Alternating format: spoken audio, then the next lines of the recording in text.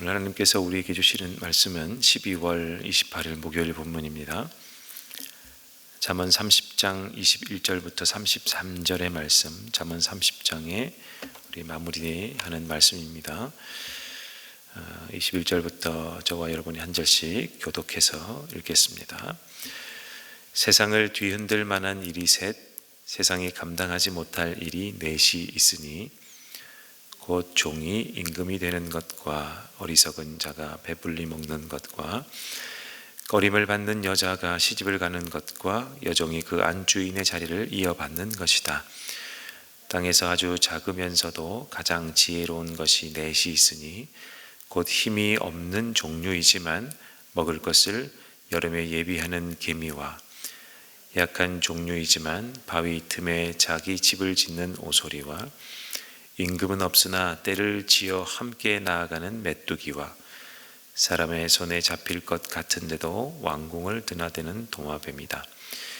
늠름하게 걸어다니는 것이 셋, 위풍당당하게 걸어다니는 것이 넷이 있으니 곧 짐승 가운데서 가장 강하여 아무 짐승 앞에서도 물러서지 않는 사자와 자랑스럽게 걷는 사냥개와 순염소와 아무도 맞설 수 없는 임금이다.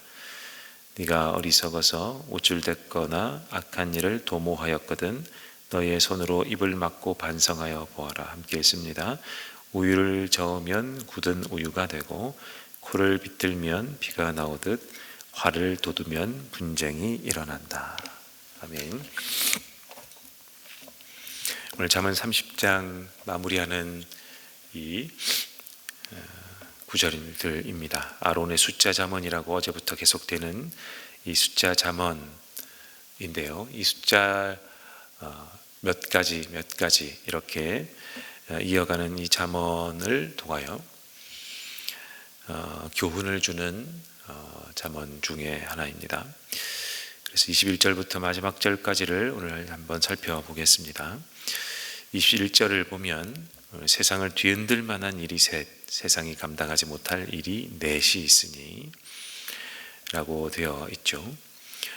세상을 뒤흔들 만한 일, 세상이 감당하지 못할 일이 서너 가지 있다라고 보시면 되는데, 여기서 뒤흔들 만한 일, 이것은 지진을 이야기합니다.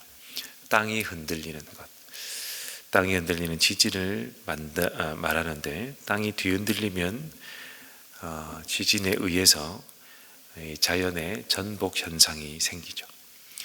땅이 갈라지고 땅이 갈라지면 위에 있던 것이 아래로 내려가고 또 때로는 밑에 있던 아래에 있던 것이 위로 올라오는 이런 전복 현상이 생기게 되는데, 이것은 자연현상에 비유한 것인데 뒤에 이어지는 이야기들은 이 땅이 흔들릴 만한 것, 그리고 세상이 감당하지 못할 일처럼 사회적 전복 현상, 그러니까 사회적으로 아주 큰 일이 일어난다라는 이야기를 하고 있는 것입니다. 여기에 네 가지 비유를 드는데, 하나는 종이 임금이 되는 것을 말하고 있습니다.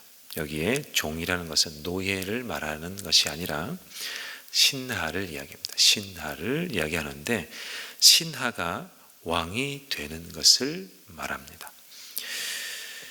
신하가 임금이 되는 것은 유일하게 어떻게 무슨 방법이 있습니까? 쿠데타를 일으키는 거죠.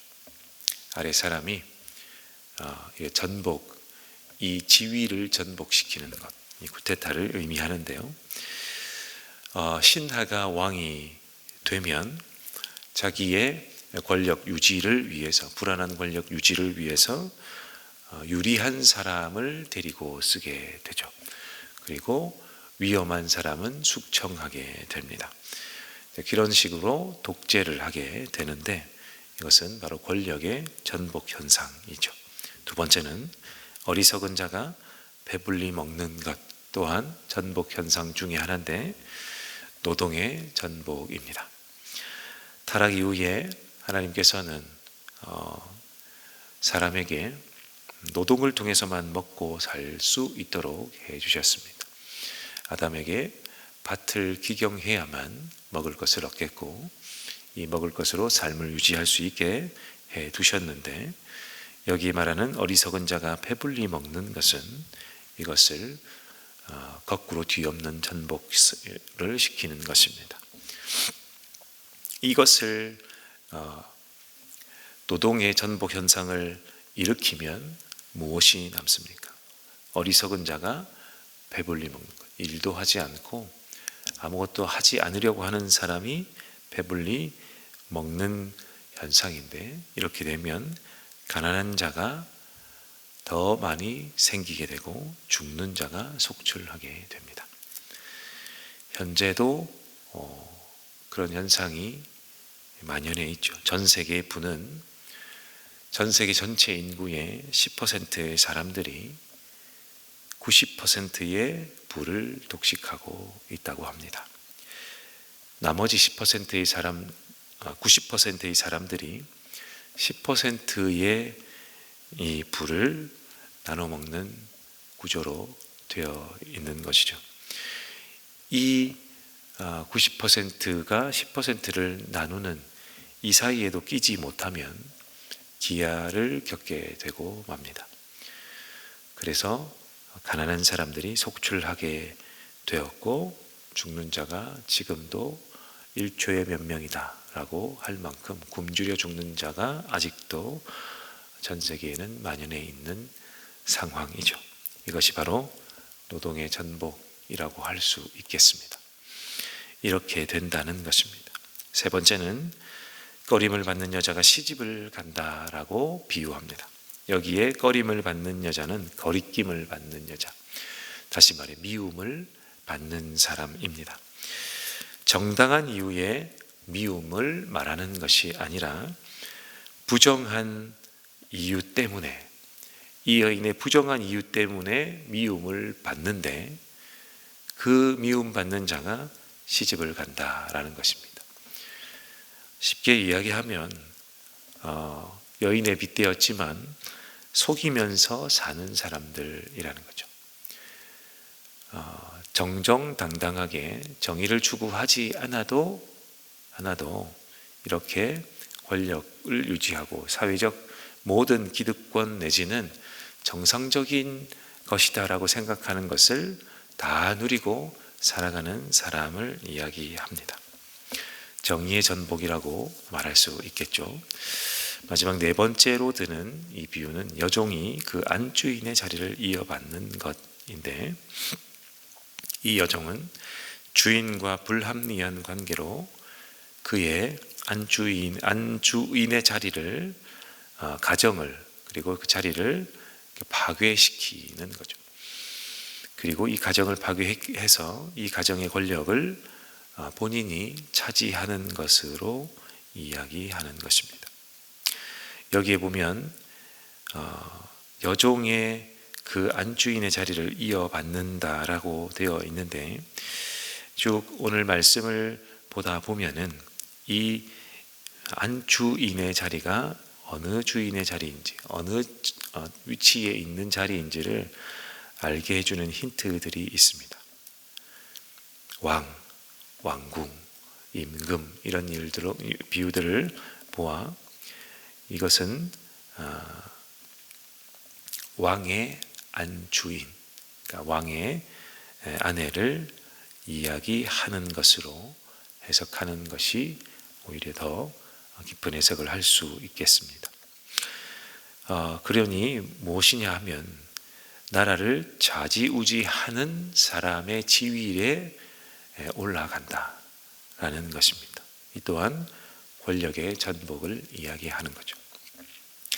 이러한 사회적 사건들을 지진 또는 전복, 이것과 비견하여 이야기하고 있는 거죠. 실제로 자연현상을 겪는 것보다 더 큰 이야기로 비유를 든다라고 이야기하면서 이것이 이 사회적 전복들과 같은 사회적 큰 사건들 통해 하나님의 섭리를 뒤집는 일들이 일어난다라는 이야기를 하는 것입니다. 이하 24절부터 29절에는 동물에 대한 비유를 들고 있는데, 동물에 대한 서너 가지 비유 이렇게 하면서 숫자 비유를 들고 있는데, 이것은 자연의 섭리, 즉 하나님께서 만드신 창조의 섭리대로 만족하며 그 틀을 벗어나지 않는 이 동물들을 이야기하고 있는 것들입니다. 앞서 이야기한 21절부터 23절에 이 사회적 전복 현상에 대한 비견해서 대조해서 말할 수 있는 것들이죠. 그런데 이제 하필 동물에 비유해서 들고 있을 뿐입니다. 사람들이 한 예로 보면, 사람들이 싫어해서 잡으려고 하는 28절의 도마뱀도 왕궁을 몰래 드나들지만 딱 거기까지라는 겁니다. 그 이상의 선을 넘지 않는 동물이다 이라고 이야기하는 겁니다. 하나님이 허용하신 그 부분까지만 가는 것, 그리고 이 섭리까지만 가지대로 만족하고 누리며 사는 동물들, 짐승들이다 라고 이야기하는 거죠. 이것을 바꾸어 말하면 우리의 사회적 관계 속에서도 이런 창조 섭리를 벗어나는 행동으로 세상을 전복시키는 그러한 사람이 되지 마라. 창조의 섭리 아래, 하나님 나라의 법칙 아래 그 틀에서 벗어나지 않는 그러한 사람이 되는 것이 하나님의 뜻이다 라는 것이 오늘 말씀의 교훈입니다. 32절을 보니까 이렇게 하나님이 정하신 것, 하나님이 원하시는 것에 선을 넘었느냐, 그러면 멈추라 라는 이야기입니다. 23절은, 32절은 그렇고 33절처럼 계속 그러한 삶을 살면 어떻게 됩니까? 반드시 하나님의 섭리대로 화를 입게 된다는 비유의 말씀입니다.